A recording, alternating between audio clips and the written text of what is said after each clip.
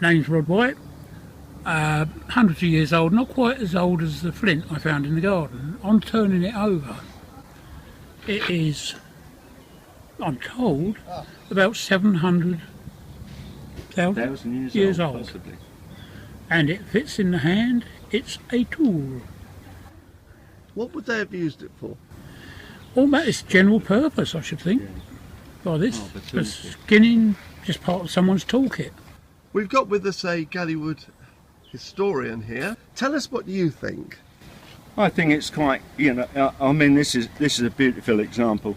Unfortunately, this is a scraper, as Rod said. One of the things nobody tells you, and you can't do in a museum, is to put one of these things in your hand.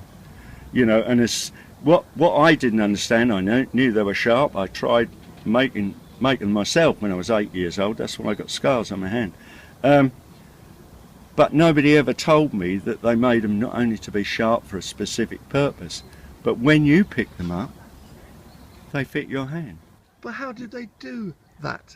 Because over thousands of years, they learned how to do it. You know, father to son. There were no drawings or anything like that. Show us the fine details. What has it got that tells you this is a It's got scraper? a beautiful smooth brown patina, which means it's very old. In other words, Paleolithic rather than Mesolithic or Neolithic. But the beauty about it is it's been done in one strike. It's a flake from a flint nodule. The bulb of percussion is at the top here. It's been struck with another stone, a striking stone, to give a flat flake. And then with a horn antler or a piece of bone, it's been what they call, the edge has been softly retouched to give you this sort of serrated sharp edge, very sharp edge, that you could use to scrape the inside skin of a hide, you know, once you'd butchered an animal. Or you could even go through the bone with these things. And I think you've got to remember that a correctly struck flint, a newly struck flint, has an edge that is sharper than any steel scalpel. Repeat that. A perfectly struck flint has an edge only at 1 or 2 molecules thick, which is sharper than any steel scalpel ever made. That cannot be true. Certainly is. One of the reasons is diamond is hard. The second on the list of hardness is flint. That's impossible.